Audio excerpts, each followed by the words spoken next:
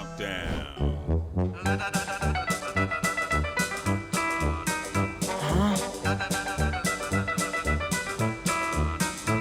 Even if a game features 40-plus hours of amazing entertainment, if it doesn't sell you in that first hour, chances are you're going to play something else.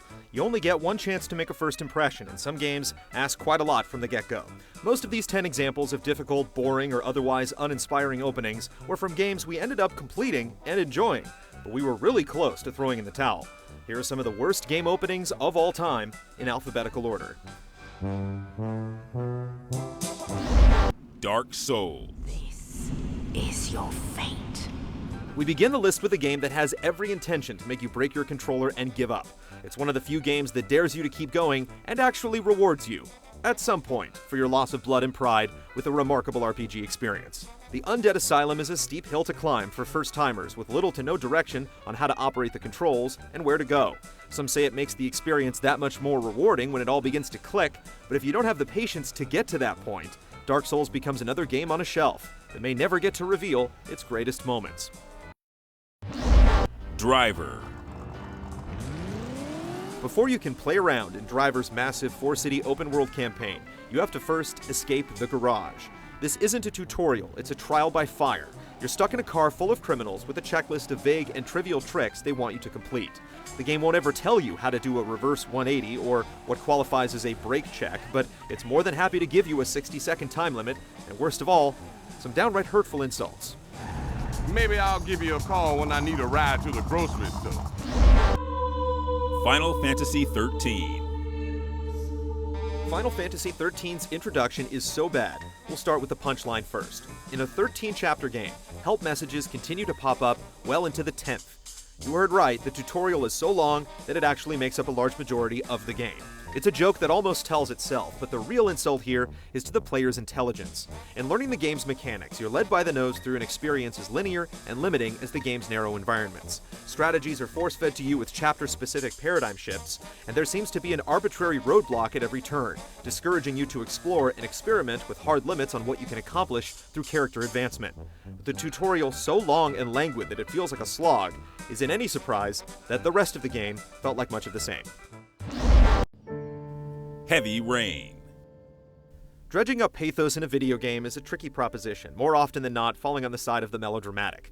Heavy Rain's prelude of being a superdad architect with great personal hygiene skills sets the stage for analog shaving and lordly fathering, followed by a mall tragedy, and finally juxtaposed in the aftermath of a man in mourning, trying to be a father to his remaining child. Chores, homework, and watching TV was overplayed and poorly positioned, burning off the few fumes of empathetic melancholy that we're desperately trying to reconstitute. We support interactive drama, but interactive drama better support its lofty ambitions. I've got some time before Grace and the kids get back. Better get some work done. Kingdom Hearts 2. In a character swap that would make Hideo Kojima proud, players expecting to slip into the yellow high tops of series lead Sora were surprised when Kingdom Hearts 2 instead opened with a new hero named Roxas. Our expectations wouldn't have gone so adrift if the opening hadn't featured such mundane activities and frivolous conversations. If you hadn't played Chain of Memories between 1 and 2, then you were even more lost in darkness. Eventually, the events of Roxas and Twilight Town reached an emotional finale, and story bits that had previously seemed bland were actually somewhat significant. But it all could have been done in half the time, and if this series doesn't hold a special place in your heart, it may make you wake up and move on. The Legend of Zelda: Twilight Princess. It's November 2006. Nintendo has just launched its new Wii console, with a long-awaited Zelda acting as its champion. It's high time to grab a sword and conquer some dungeons, but we're fine with wading through Nintendo's tightly crafted tutorials to earn our green tunic. The fantastic fishing is back, shuffled to the forefront, letting us cast and reel with wild abandon through the new power of Waggle. But in a bout of a poorly messaged critical path, you need to catch multiple fish in order to coerce a cat into returning to its master, who will in turn sell you a slingshot, making for an ill-crafted Rube Goldberg torture device before you can even swing a sword that stymied many a player.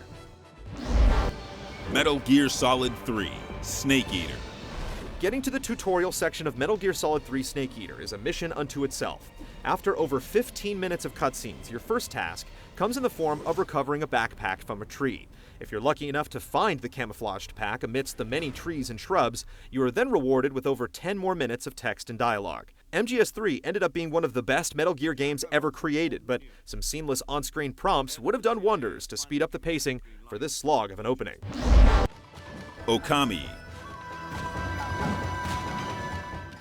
When Okami was released for the PlayStation 2, many praised its art style, exploration, and unique brush mechanics. It's a good thing they did, because without the promise of a great game on the other side, it's hard to imagine many people making it past the dry introductory wall of text.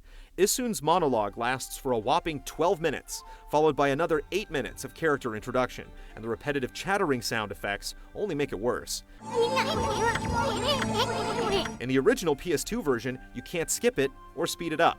You just have to sit there, listen, and hope this game is as good as people say. Silent Hill 4, The Room. When you start the game, you're literally inside a room, more specifically your apartment, which is eerily chained shut. This delivered a fresh, creepy experience new to the Silent Hill namesake.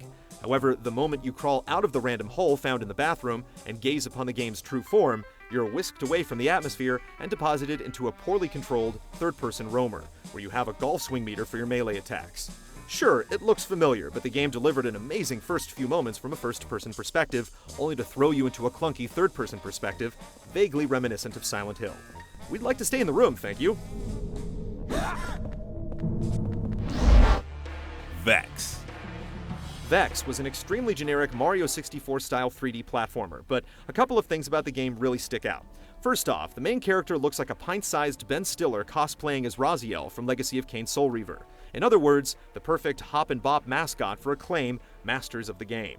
Secondly, the game has a pretty tedious tutorial, the old-fashioned kind, where the game takes 10 seconds to explain something you can accomplish in 1 second, stopping you completely after each step, giving complex instructions like push the analog stick to walk, time to really sink in. After jumping drills, swimming lessons, and practicing combo attacks by punching the crap out of the air, you'll learn about collectibles by running around to pick up 100 pieces of shiny trash, thereby forming a Wraith Heart. Get to the point already.